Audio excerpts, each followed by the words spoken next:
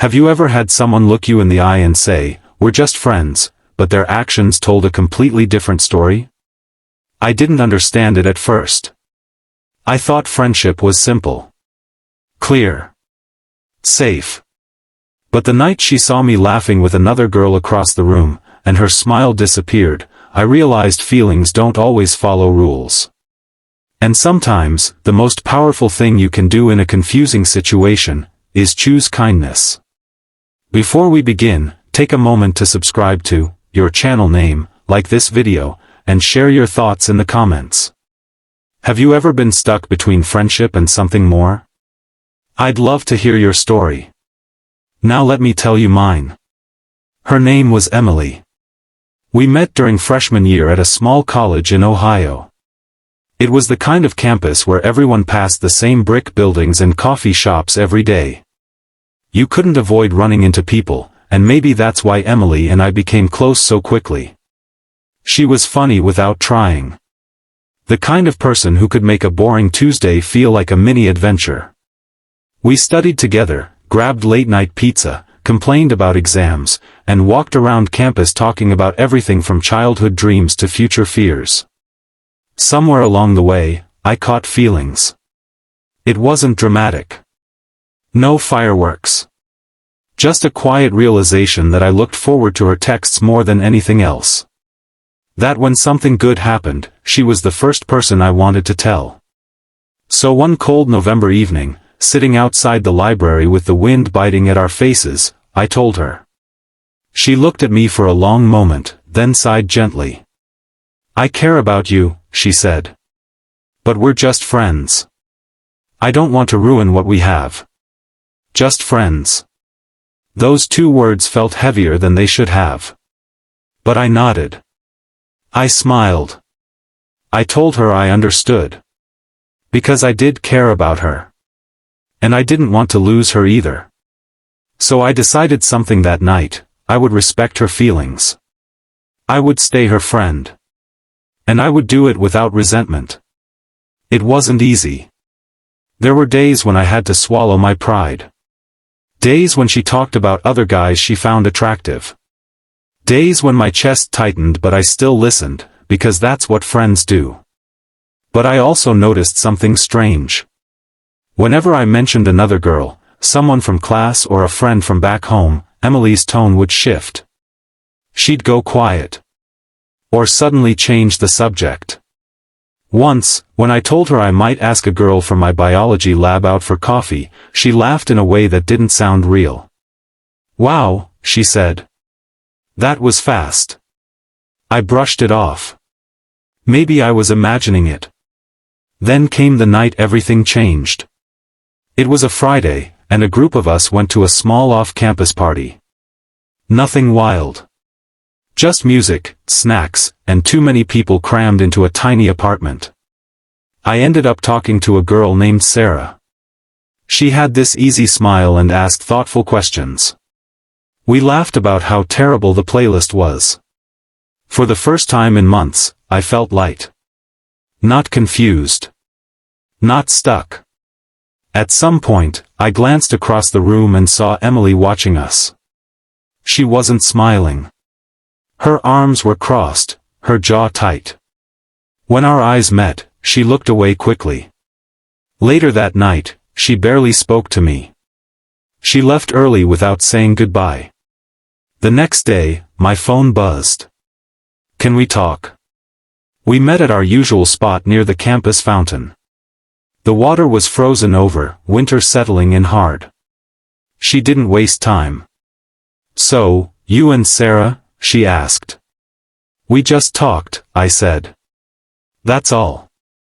She looked frustrated. It didn't look like just talked. I felt something shift inside me. "Emily, you said we're just friends. I'm trying to move on. I thought that's what you wanted." She went quiet. Her eyes softened, but there was something else there too. Fear. "I don't know what I want," she admitted. "I just didn't expect it to bother me." That moment could have turned ugly. I could have accused her of leading me on. I could have listed every time she sent mixed signals. I could have let my hurt spill out in sharp, defensive words. But instead, I remembered something my mom used to say: when emotions are high, kindness matters most. So I took a breath. I never wanted to pressure you, I said gently. I care about you. But I can't just pause my life forever. It hurts pretending I don't have feelings. Her eyes filled with tears. I didn't mean to hurt you, she whispered. I just thought if we stayed friends, it would be easier. For who? I asked softly. That question hung in the cold air between us. We talked for hours that day. Really talked. About fear. About timing. About how sometimes we push people away because we're scared of losing them. Emily admitted she had feelings too. But she was afraid. Afraid that if we dated and it failed, she'd lose her best friend. Afraid that she wasn't ready for something serious. And I admitted I was afraid too. Afraid of being stuck in limbo. Afraid of always being the safe option. But what surprised me most wasn't the jealousy. It was how much kindness changed the tone of that conversation. Because I didn't attack her, she didn't get defensive. Because I listened, she opened up. Because I stayed calm, we found honesty. We didn't magically become a couple that day. Instead, we made a different decision. We agreed to take some space. It wasn't dramatic. No slammed doors. No angry texts. Just a mutual understanding that we both needed clarity. For the next few weeks, I focused on myself. I joined a campus volunteer group that worked with local families in need. I started running in the mornings. I spent more time with other friends. And something interesting happened. The more I poured kindness into other parts of my life, the less bitterness I felt toward Emily.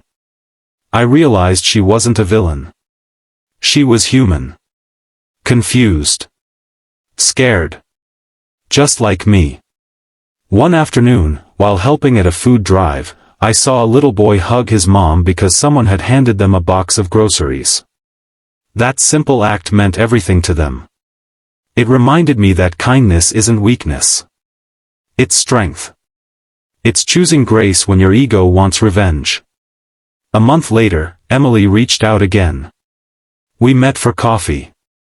This time, there was no tension. Just honesty. I miss you, she said. But more than that, I've been thinking. I don't want to hold you back. If you're happy with someone else, I'll support you. I smiled. I'm not with anyone. I'm just figuring things out. She nodded. Me too. We didn't rush into anything. We rebuilt slowly. With clearer boundaries. With more respect. Eventually, we did try dating. It wasn't perfect. We had disagreements.